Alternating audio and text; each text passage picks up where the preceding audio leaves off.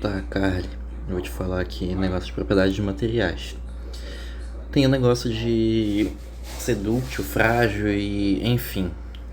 Isso aí, como é que a gente vai ver a capacidade desse material ser bom para uma aplicação ou ser ruim para uma aplicação?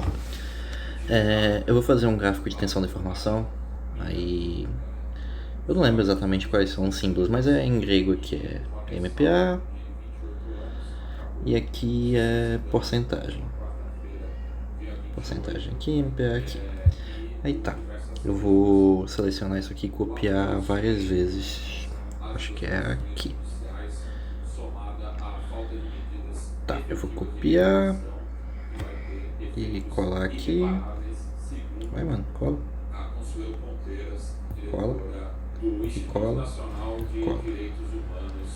Move. Vai. E. Opa. Errei aqui. Tá. Esse aqui eu quero arredar também. Não deu. Tá. Aí eu vou arredar. Não foi. Tá, eu vou desenhar aqui o comportamento de... Isso aqui é metal. Tal. Cerâmica. E aqui polímero. Beleza. O gráfico de tensão da formação de um metal tipicamente vai ser assim. Ele vai subir, aí vai ter o limite de... Porra, ele fez uma reta. Eu não quero reta, eu quero que ele faça um...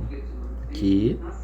Aí vai chegar no limite de resistência dele, aí vai chegar no limite de escoamento e a tensão de ruptura final. Pera aí, deixa eu desenhar com outra cor aqui.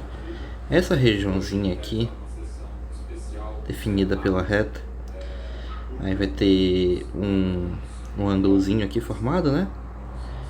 E essa proporção aqui vai ser o módulo de elasticidade, vai ser o E.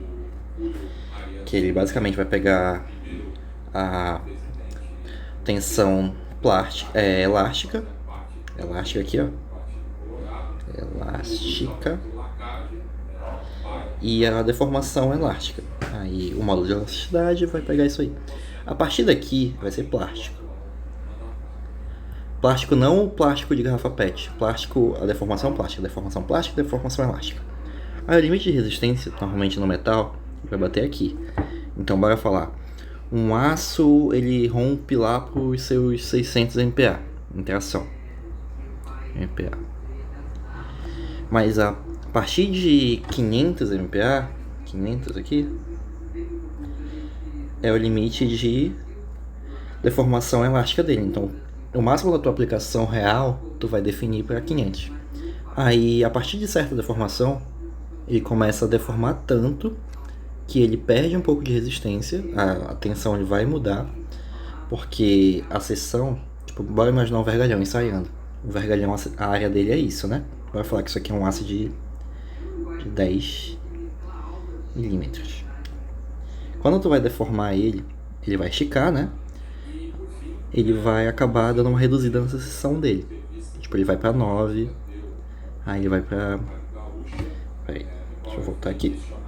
Ele vai pra 9, aí ele vai pra 8, e até que ele rompe. Esse coeficiente, e ele vai alongar aqui, tá? Tipo, tem um alongamento. Isso aqui é em D, e isso aqui é em H. Aí aqui, bora falar que ele é um aço de 1 metro. 1 metro. Aí ele vai pra 1,05, aí ele vai pra 1,10 e assim vai. Essa proporçãozinha aqui é o coeficiente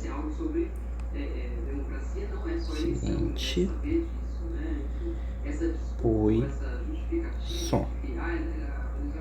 Uma proporçãozinha entre a deformação transversal e a longitudinal. Aí beleza. Deixa eu selecionar isso aqui, jogar pro lado. Eu vou excluir. Beleza. Deleta e... Não, isso aqui deixa. Só excluir isso. Tá. A de um material cerâmico. Uma cerâmica, ela é um material frágil. Isso aqui é deformação plástica, tá? A definição de frágil e dúctil é o quanto o material consegue ser trabalhado nessa regiãozinha aqui. Entendeu? Aí, uma cerâmica, tradicionalmente, ela vai ter um comportamento assim. Às vezes, dependendo da cerâmica, é muito angulado, tipo assim. Entendeu? Aí, o módulo de elasticidade dele, ele vai estar aqui e aqui, né? Aí, esse ângulozinho vai ter um E. Já que é uma resistência alta, isso aqui normalmente é para compressão, tá? Uma resistência alta para uma deformação baixíssima, o módulo vai ser bem alto, tipo, bem alto mesmo. Por isso que o concreto a gente trabalha sempre em GPa altíssimo, porque o concreto normalmente ele é um compósito, mas ele tem características mais cerâmicas do que o normal. O concreto armado é outra parada e tal, enfim. Aí, os polímeros, como é que são os polímeros? Os polímeros normalmente eles são mais moles, então o ângulo que ele vai formar aqui vai ser mais baixo. Dependendo do tipo de polímero, deixa eu achar uma outra cor, será que eu consigo achar outra cor? Outra cor, aqui, outra cor. Dependendo do tipo de polímero, ele vai ter uma deformação. Oxi! Mano, eu quero uma outra cor. Vai, porra. Essa. Concluí. Dependendo do tipo de polímero, ele vai ter uma deformação mais comprida. Aqui é um polímero tradicional. Tem 3 tipos de polímeros, tá? Tem os termoplásticos.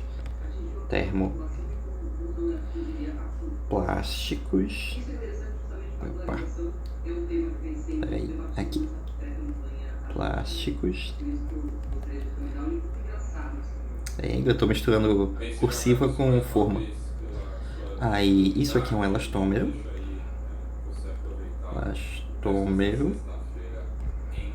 E, por último, a gente tem o termo fixo. Aqui. Termo fixo. Ai, mas eu quero saber qual que é qual. Isso aqui são... Deixa eu voltar aqui.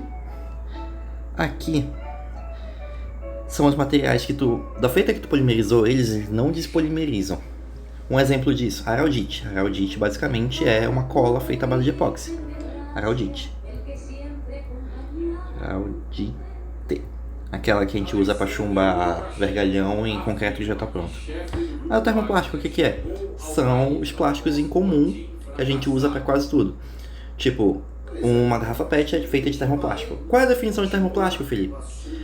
O termoplástico ele vai ser o material que tu vai derreter e aí ele vai ser moldável e aí tu derrete de novo, ele vai ser moldável e assim vai. Por exemplo, PET. O PE é HDPE. Deixa eu mudar aqui o nome. Eu esqueci o nome em português. HDPE. PE. O que é isso aqui, Felipe? Isso aqui são as embalagens de... Embalagem.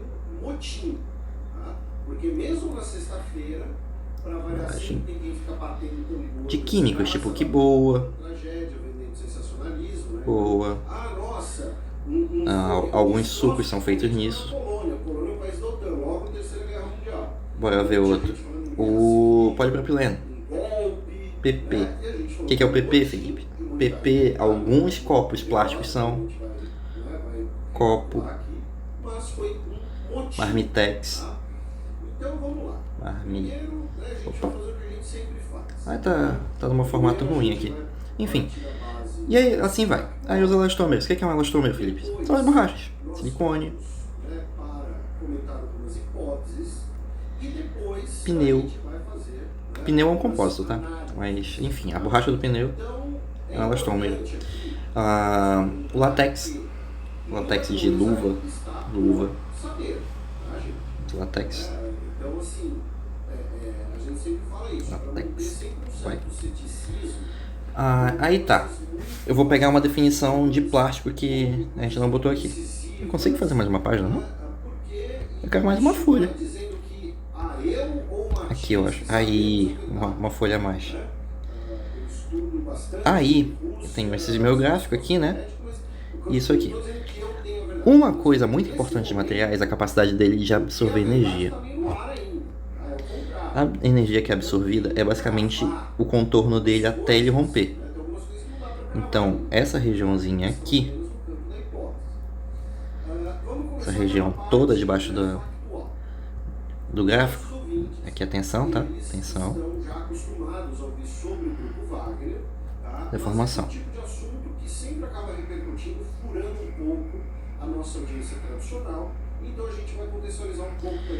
Então essa regiãozinha aqui é a energia absorvida.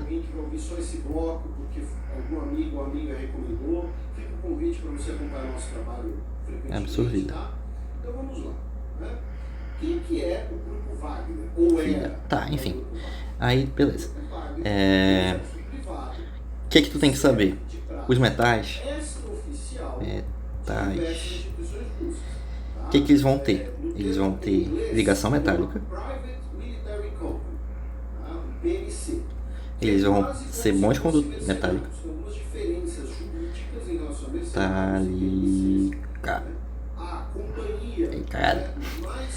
Aí tá. Eles vão ser bons condutores. O que é bom condutor? Condutores. Por causa dessa ligação. O que é essa ligação metálica, Felipe? A ligação metálica vai ser tipo, tem os átomos aqui, né? Os núcleos dos átomos. E aí tem os elétrons em volta, né? O normal de um átomo é o elétron estar circulando aqui em volta, tipo um ovo frito, tá? Na ligação metálica isso não acontece. Pode acontecer em certas regiões, mas o normal é os elétrons, ao invés de ficarem contornando cada bolinha dessa, eles vão contornar toda essa região. Então vai estar polvilhado de átomo aqui em cima. E aí esses elétrons vão, de certa forma, rodear todos os átomos. Não de forma ordenada, tá? Porque elétrons se movendo de forma ordenada é corrente elétrica. Mas enfim, para tu conseguir fazer isso aqui virar um bom condutor, basicamente tu vai colocar uma DDP aqui. Colocar um mais ou um menos, aí vai ter uma carga maior, uma carga mais negativa aqui, né? Carga. E aqui carga. E aí a tendência dos elétrons vai sair, tentarem equilibrar isso. Tem muito elétron em uma região, eles vão sair daqui e ir pra cá. Enfim, deixa eu selecionar isso aqui e deletar. Deleta. Aí, deletou. Aí, beleza. Tá, Felipe. Isso aqui é bons condutores. Eles vão ser bons condutores térmicos também? Vão, porque eles já estão movimentando o elétron, né? Para ele movimentar a energia térmica, ele consegue também. Térmico.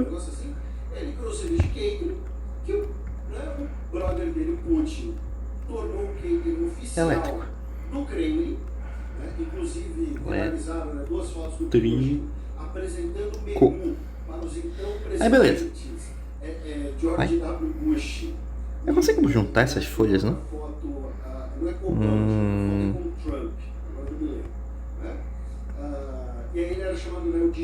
Não consigo. Modelo de página, marca. Configuração de página. Não é isso que eu quero. Enfim, tá. Deixa eu continuar. Aí as cerâmicas. Cerâmicas.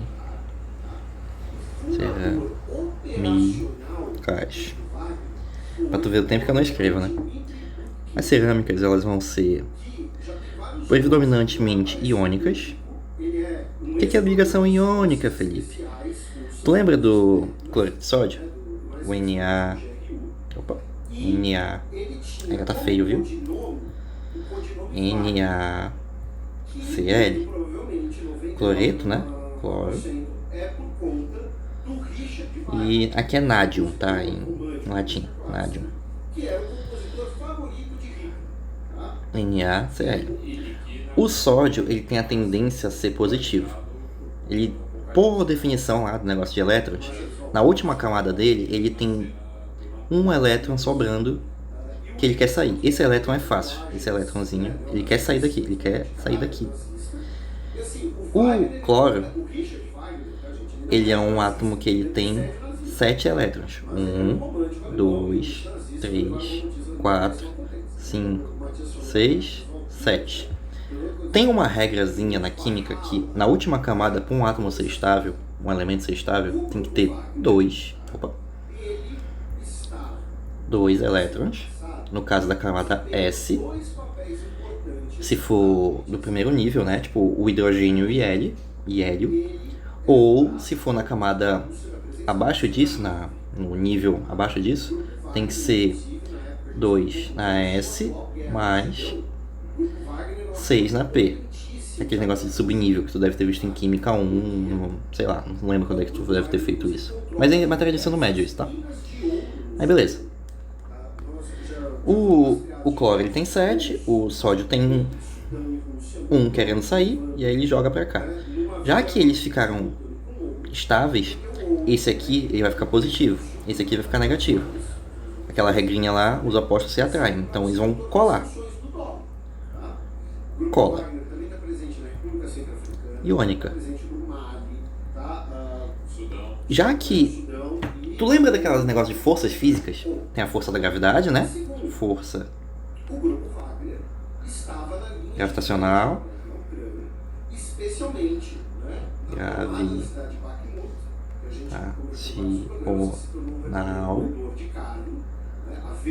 Vai.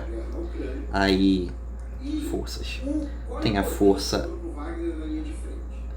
força atômica fraca.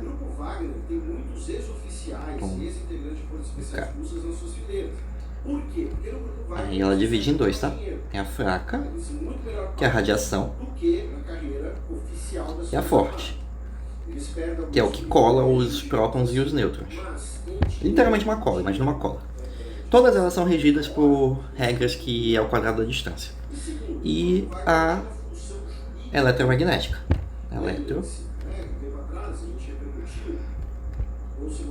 Mag. Já que isso aqui, todas elas são regidas por quadrado da distância, tipo, sei lá, uma formulazinha aqui, aí aqui é F igual a... E todas elas têm uma funçãozinha mais ou menos assim. D de distância ao quadrado.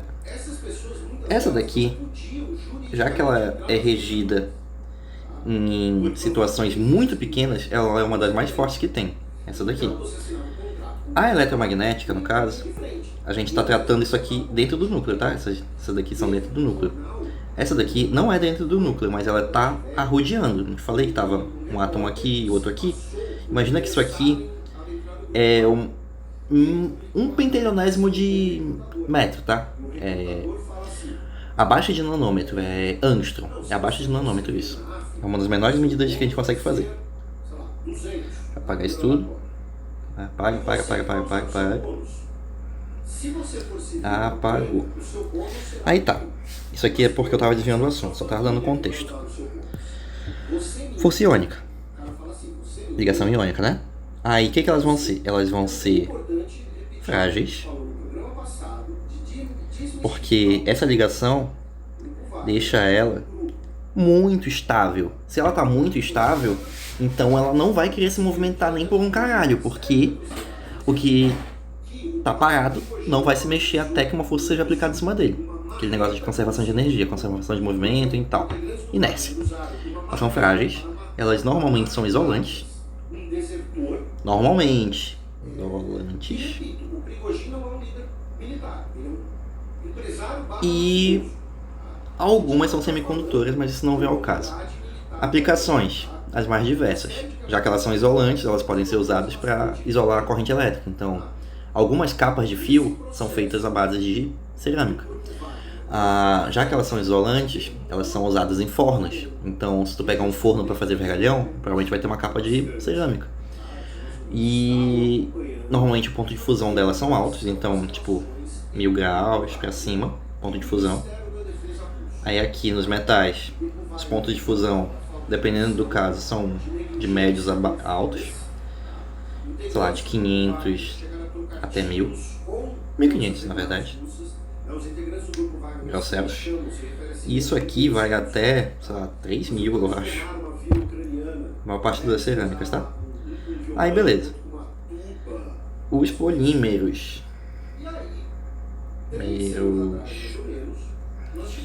Os polímeros, eles são feitos predominantemente por ligações Covalente. O que é ligação covalente, Felipe? Covalente. Tu deve lembrar desse nome. Tem ligação metálica, iônica e covalente. A covalente vai ser o que acontece quando, tipo assim, pegar o típico, né, que vai acontecer.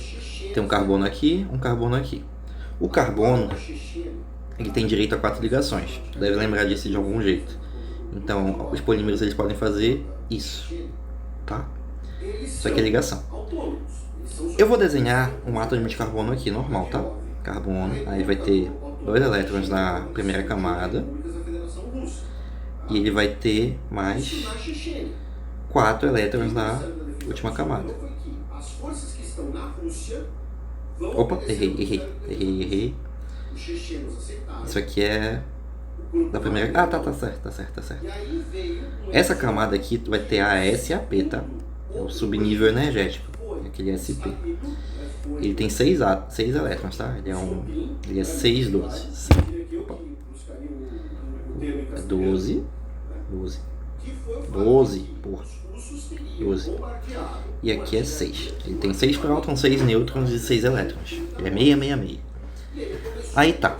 Já que ele quer se ligar para conseguir fazer o octeto nessa última camada, que ele tem que ser o 1s2, aí 2s2, aí aqui ele tem o subnível P, né? Ele vai ter 2 também.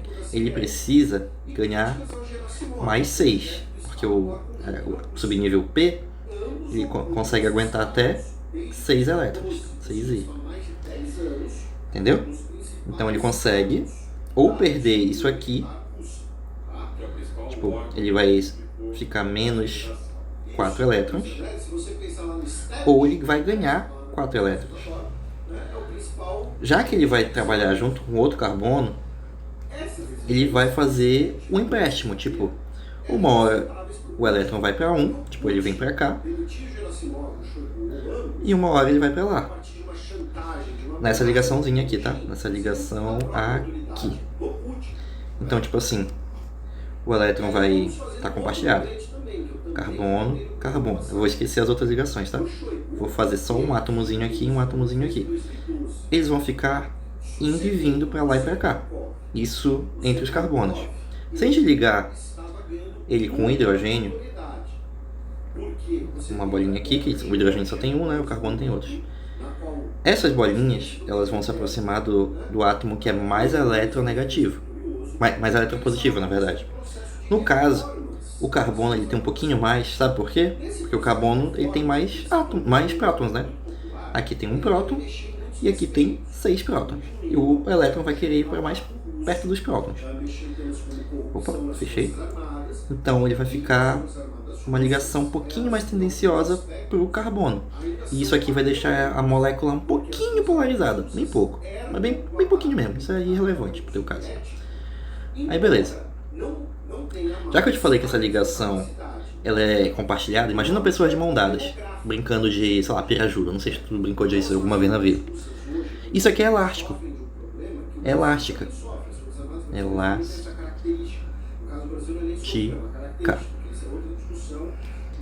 E aí a gente consegue determinar que ele é mais maleável. Maleável. Então ele é instável, né? Instável.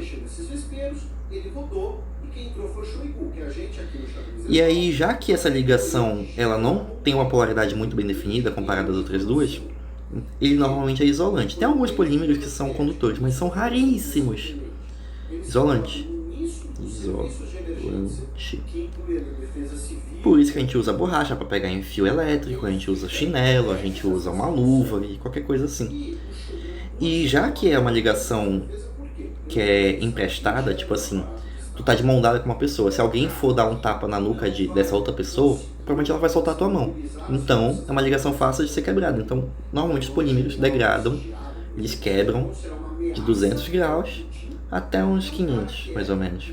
Quase todo polímero ele vai queimar, ele vai ser consumido, vai se fundir a partir dessa temperatura. E é isso basicamente a revisãozinha que eu queria te fazer sobre Os polímeros. Os polímeros não, os materiais. Aí tá, Felipe, eu quero saber de compósito. Compósito. Compositor. Compósito ele vai juntar definição, tá? Duas ou mais classes de material. O que é essas duas ou mais classes de material? Ah, eu posso fazer um compósito que é plástico, polímero. Tipo assim, eu pego um aerodite, que é o epóxi, né? E se eu quiser polvilhar, sei lá, na roupa de alguém, mas tecido. Polímero, né? E polímero.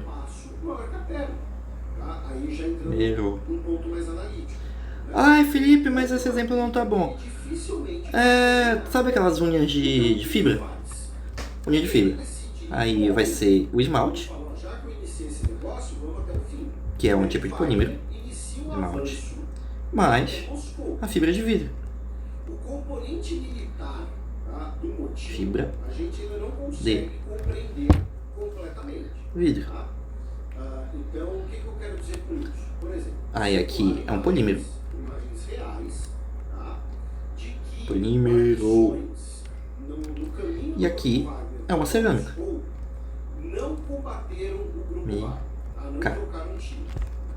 Ai, mas eu não gostei desses teus exemplos. Eu quero um exemplo que eu vejo mais na vida real. Vou selecionar isso aqui só pra tirar, tá? Deleta e coloca aqui. O concreto. O concreto ele é uma matriz de pasta de cimento.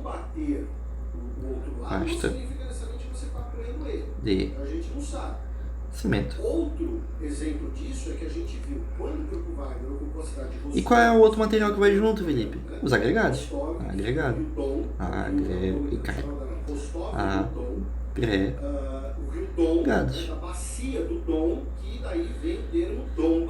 Que aqui vai ser uma cerâmica. Certo? Cerâmica. Se tu for pegar a ligação química que tu vai ter lá dentro, vai ser a ligação entre o CSH, né? CSH. Aqui é óxido de cálcio. CaO. Aqui vai ser silicatos, silícios, com óxido, né? E aqui vai ter algumas águas. Isso aqui é a estrutura básica de uma pasta de cimento, tá? Uma pasta de cimento. Aí, isso aqui pode formar halita, que é o C3S. Pode formar belita. Opa. Aqui. Belita. Pode formar uma itringita, que é o... acho que é C3AS. Acho que é S. Eu nem lembro como é que escreve a itringita, mas enfim, tu sabe, deve ter visto isso em algum lugar. E que a gente pode fazer concreto armado também. Mas eu vou puxar essa setinha pra cá. O aço. Que são outra classe de material, que é metal.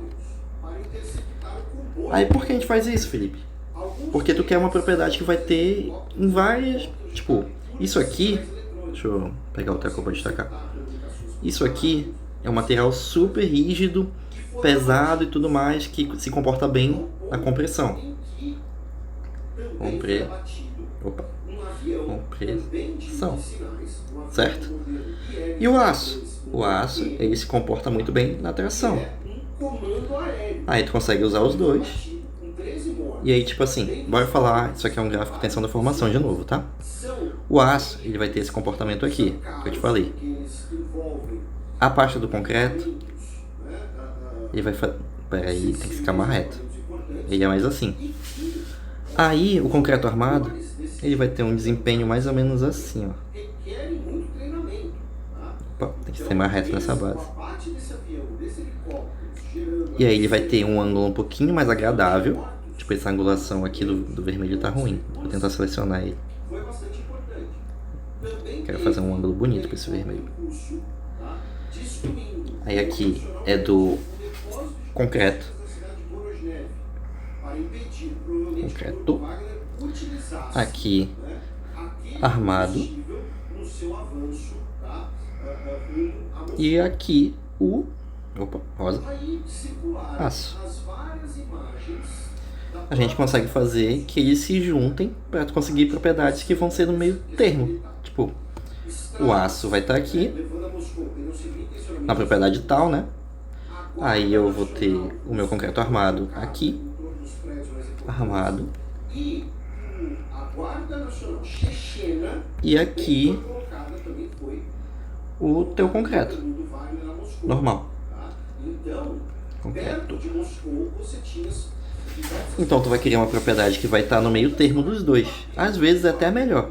Não é bem o mesmo termo. Meio termo. É até melhor. Que vai ter propriedades que não vai ter em um, não vai ter em outro, e ele vai conseguir um meio termo, e no final ele vai conseguir absorver mais energia, aquele negócio que eu te falei daqui, tá? Enfim. Deixa eu deletar isso aqui tudo. Exclui. Beleza. Vai. Aí, beleza. Definição de compostos. O que composto pode ser? Composto pode ser tudo. Lembra aquele negócio lá de carbeto de tungstênio? Carbeto de tungstênio basicamente vai ser o tungstênio, que é o W, né? E o C. Isso aqui é uma cerâmica muito dura. Tipo, dureza. O contexto de dureza é a capacidade de um material resistir à abrasão, ao risco, a perfurar o outro, a encostar e não ser afetado, não deformar e deformar outra coisa. Isso aqui é muito duro. Tipo, duro. Diamante. Diamante é o material mais duro do mundo, né? Diamante. Aí o que a gente faz? A gente pega esse material muito duro e coloca na matriz de um metal. Um metal que seja resistente também. Então a gente pega a matriz. Eita, errei. Matriz. Vai ser um metal refratário. Metal refratário. Normalmente é o próprio tungstênio, tá? Refratário. Que no caso é o tungstênio. Mas o particulado, que é o partícula. O reforço. Partícula. O reforço.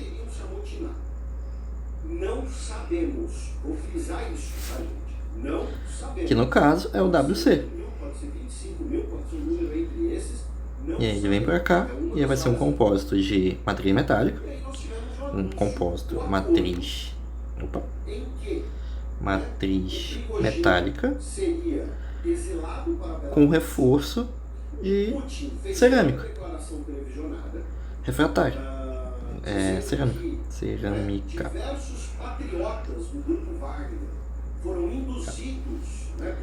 Aí esse material que é muito duro, ele vai para um metal que também é duro, só que ele funde em altas temperaturas. E isso aqui tudo vai ser basicamente um compósito. Citou. De quê? Se eu tô falando sempre de dureza, né? Alta dureza. Ai, Felipe, mas por que a gente usa isso? Não sei o que e tal, pipipi. Já que ele é muito duro, ele consegue furar as outras coisas sem se machucar. Imagina assim, tipo, ele machuca as coisas sem ser machucado. Então a gente usa ele para furar, cortar, arranhar e coisas assim. Então a gente usa ele em ponta de furadeira. De broca, né? Broca. Seja para parede.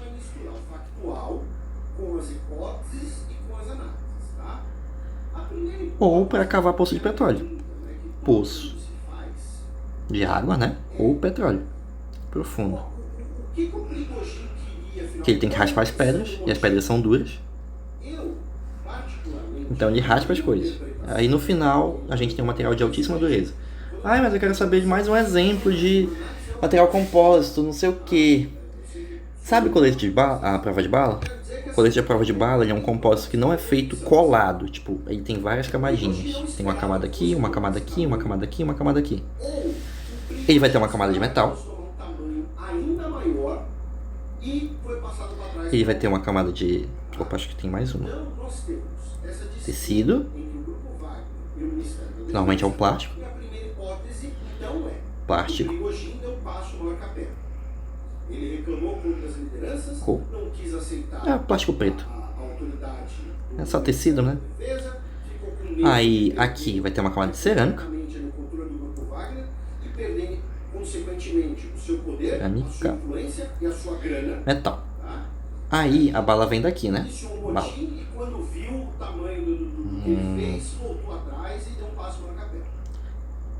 Bala. Aqui tem um F, seta, e ela tá indo pra cá. É uma bala vindo daqui, tá? Ela vai tentar perfurar o tecido, vai passar. Passa. Aí ela não perdeu energia nenhuma. Aí ela chega na cerâmica, ela bate na cerâmica. Ela passa na cerâmica e quebra ela. Tipo, imagina que tu jogou uma pedra no tijolo. Ela quebrou, né? Normalmente a pedra fica lá. A cerâmica passa mais. Perde. Energia.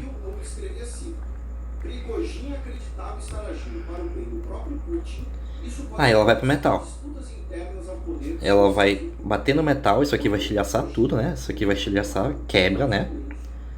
E o metal vai segurar os cacos. Passa. E segura o caco. Os cacos. E aqui a aramida.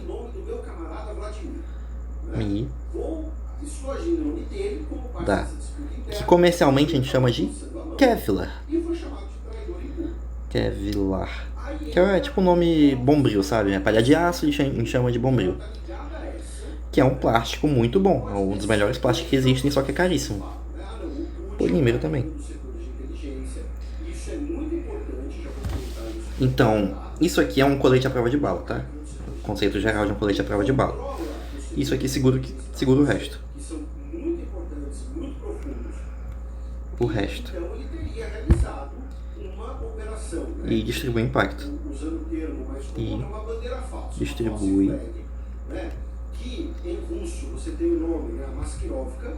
o impacto. Porque senão a bala tem energia, né? A bala tá se movimentando. A bala tem energia cinética. Energia cinética eu não lembro a definição, mas acho que é E. Eu acho que é V ao quadrado vezes M, algo assim, né? Energia cinética. C. Aí vai dar tipo X joule, certo? Alguns quilojoules, sei lá. Essa energia, ela tá concentrada numa área muito pequena. A área pequena. Já que ela está distribuída numa área muito pequena, ela consegue ir passando. Por isso que a bala, ela vai passando. Então, nossa, 38 minutos é uma aula essa porra.